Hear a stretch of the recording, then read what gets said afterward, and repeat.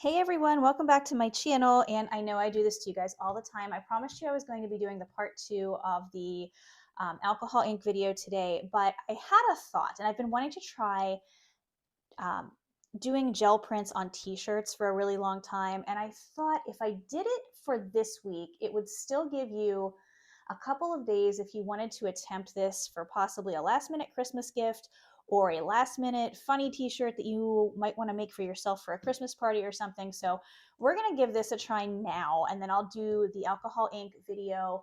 I'll have that one coming out on December 27th. So I haven't really tried this before, so this is going to be an entire experiment. I don't know how well it's going to work. I've watched other videos and seen other people have success at it, so we're going to give it a try. What I'm going to be using, I have a laser print of this raven that I got printed at my local Office Max a while ago, and I haven't done anything with it yet. I have some of this golden, it's GAC 900. This is a heat set fabric painting medium, and we're going to mix this. It is 1-to-1 with acrylic paint, and it is supposed to then turn acrylic paint into like a fabric paint. Now, could you use fabric paint on the gel plate? I don't see why not, but I can't say for sure because I've never tried it. That might be another experiment we could do sometime, or if you've tried that, let me know. I imagine it would work, but this is what I have, so we're going to do this today. So the way this is going to work is we put our print down and then we let it completely dry and heat set it with a medium heat iron, and then it should set and be washable and wearable. I don't know how long it will last. I don't know how many washes or anything, but again, this is an experiment and we're going to see how it goes. I'm planning on, if I get a successful print on a shirt, I'm planning on then heat setting it with you guys. I'm going to throw it in the laundry and see how it comes out. Whether it is a success or a failure, I will let you know 100%. And even if I do happen to have a failure, it doesn't mean that you will doing the exact same method. So just some things to keep in mind. But for this print, I said I'm going to use this raven. My plan is to print the raven in black and then the background in pink, maybe with some corrugated cardboard designs behind it or something. I had thought about doing some stamps with this text stamp, which I think would also look pretty cool. But I think for this one, we're going to go, I don't know, I haven't decided yet. I'm leaning towards the cardboard. It's going to be one of those 11th hour decisions that I love to make. But yeah, that's pretty much what we're going to get into today. So let's get to it and we will see what happens. Okay, so I have my 8x10 jelly plate out there, which is stained from some inks, which I will talk about in another video there. And I have my t-shirt spread out. You can use a piece of cardboard on the inside there. I couldn't find one that was going to work, so I actually just have a little rectangular cutting, like a cutting mat in there. And I just set some tape right around the corners there. That's just painter's tape to kind of just let me know where the end of that cutting mat is for placement purposes with my gel plate when I lay it down on the shirt. So I'm going to actually take that shirt and take up all of the excess fabric and kind of just fold it behind there and get it out of my way so that I can really see what I'm working with here. So that's what I'm doing here. I'm just picking everything up and I'm going to set it back down, and you're going to just have the rectangle of the fabric that I want to have the printing surface. My tape pieces are still where I want them to be. You could also use a fabric, I don't know what they're called, a fabric marker, fabric pencil to kind of just like give you an idea of a line there. That's the one thing that I did find to be a little difficult in this, was getting the print straight, but with a little more practice. And also, I'm also trying to do this while filming in a very, very limited amount of space. I tried this again without filming and it was much easier to see what I was doing. So I've got myself a little paper plate there. You can use whatever kind of container that you want to use, and that's just to mix the paint in. And I've got my brayer, which is of course how we're going to spread the paint on the gel plate. I'm just cutting down this bird image because I don't need to have a lot of excess paper on there, and it's going to be a lot easier for me to kind of just pay attention to where I'm putting this on the plate without having all of the extra paper. I can kind of see the image through it just because it's a black print on white paper when I turn it over, but this is going to just eliminate some extra space for me. I'm setting it down on the plate just to make sure I've got good placement and kind of get an idea where I want that to sit once I put the paint down. And now I'm going to go ahead and get started mixing. And it said 1:1. I did not measure anything. It's not like I took, measuring tools out. I eyeballed this. This particular medium is extremely runny. Um, it does say on the back that they have a thick version and a thin version. This was all that was available at Michael's when I purchased it. There is other media available online, and I'll put a link to some of this for you in the description.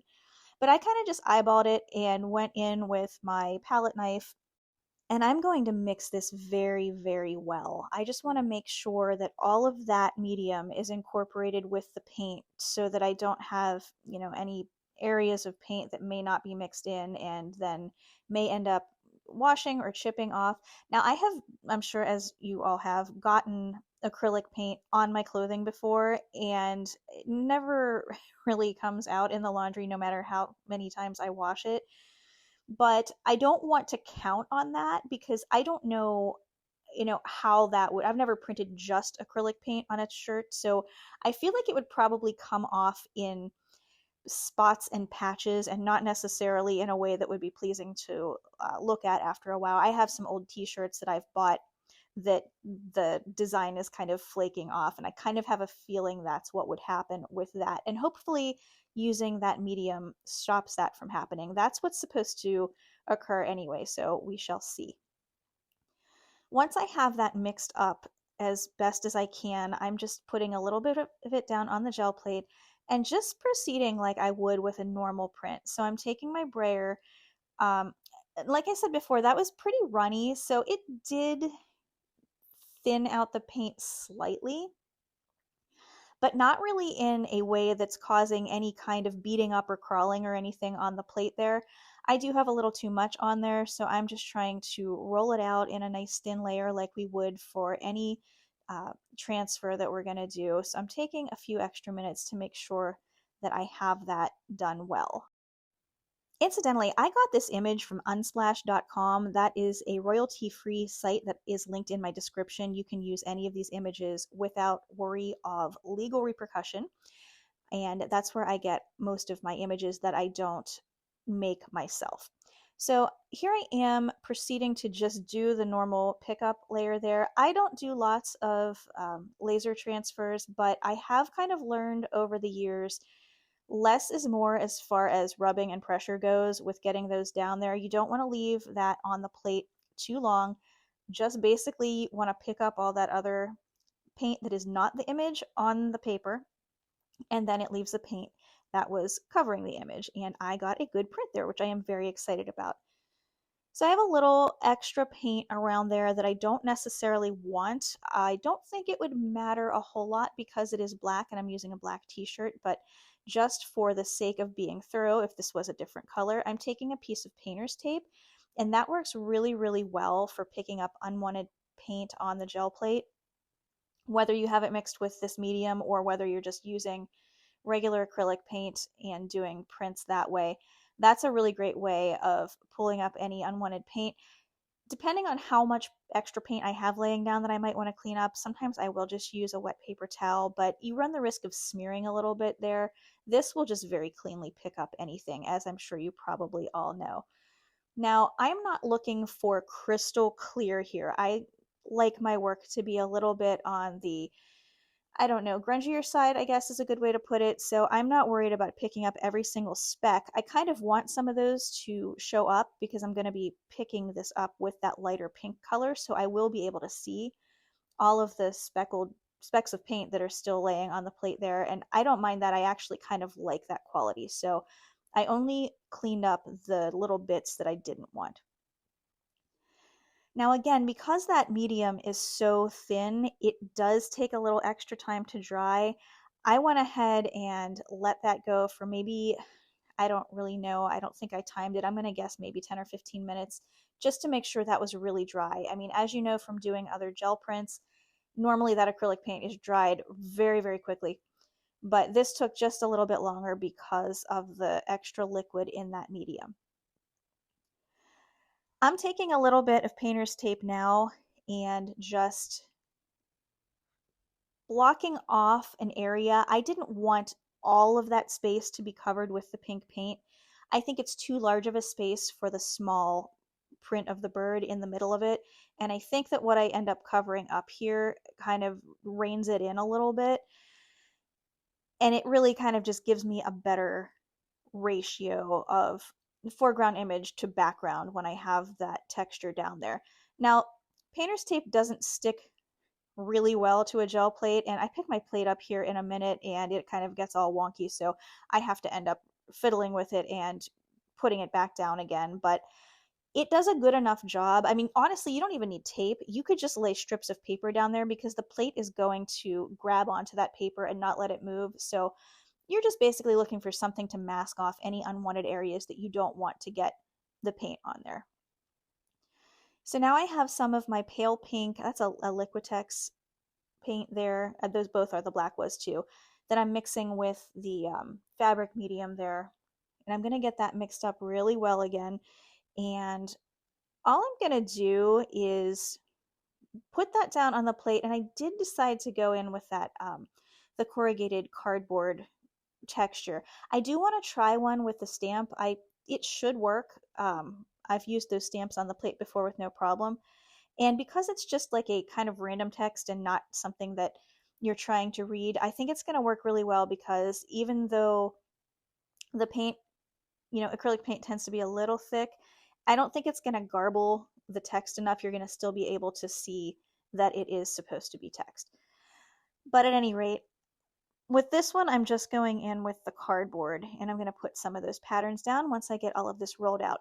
Now, while I'm rolling this pink, I decide that I don't want a perfect rectangle there of the pink. So I'm kind of just going through very sporadically and purposefully missing some of the edge, because I thought that it was just going to be a little too much to just have a pink rectangle with a bird in it. And I like it a little better the way I decided to do it. In fact, I even go in and take some paper and pull up a little bit more of the paint that I put down to kind of further it, because that very bottom edge especially is a little too rectangular for me. So I'm kind of just going in and lifting up randomly and making random spots all the way around it so that it's not a perfect rectangle.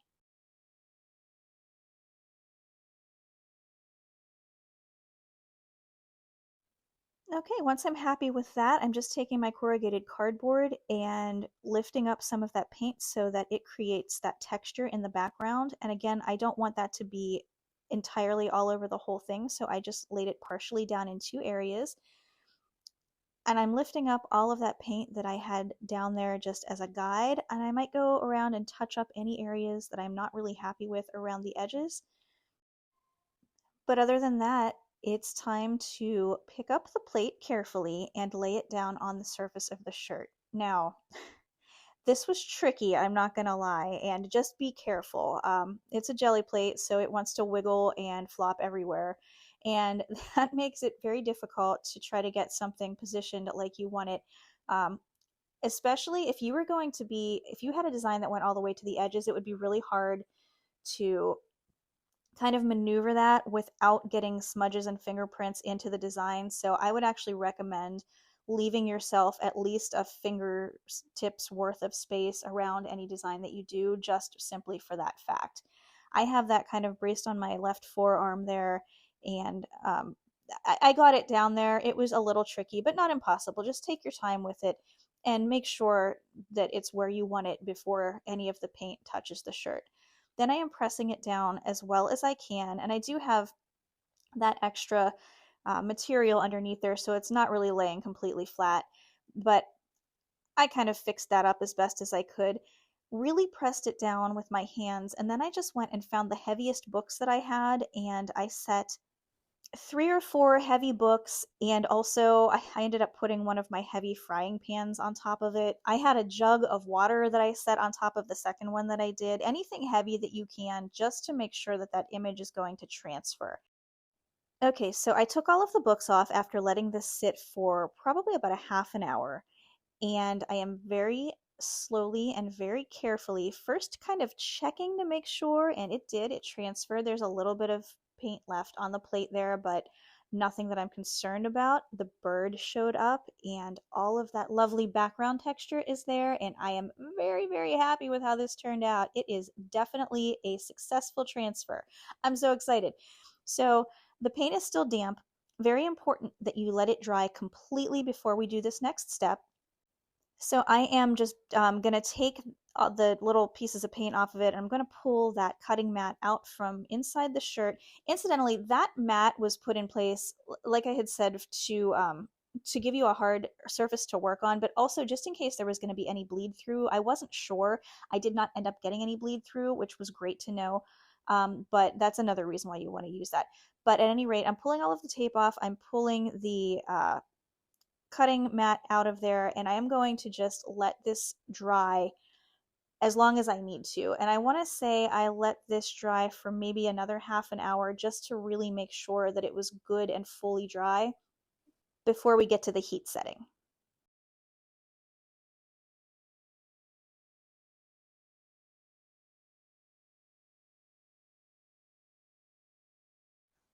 Okay, now that it is fully dry, I'm going to turn my iron on medium heat. You definitely want to make sure that it's not on a steam setting, but it needs to be higher than the lowest setting. So it does say medium on the back, which is what I did. You would want to do this probably on your ironing board. I'm doing it on my recording surface here because I'm recording the video. So I actually am doing this at my kitchen table, and I set down just a towel underneath there to take any heat that's going to come through. But your ironing board would be perfectly fine for this. That is a piece of parchment paper to keep the paint from melting and sticking to the iron face, and it does not stick to the parchment paper. I double checked and triple checked, and every couple minutes I was checking because I wasn't sure what was going to happen. But this says 3 to 5 minutes to press with medium heat, so that's what I did. I actually did it for 5 minutes because I wanted to make perfectly sure that it was going to set. So I'm not going to bore you with all of my ironing. I'm going to cut to the end. Okay, here's the big reveal. When I take that parchment paper off, you will see that the design is firmly there. It is now heat set and ready to be laundered. I really think it turned out well. I am going to throw this in the laundry, like I said, and I will be back to show you the result. Okay, it's survived the washing perfectly. I did not throw it in the dryer, although it doesn't say that you can't, so that's something you could probably do. I just wanted to not push my luck the first time. I will be regularly laundering this, obviously, because I plan to wear it. So I'll check back with you in a couple of episodes and let you know how it's holding up.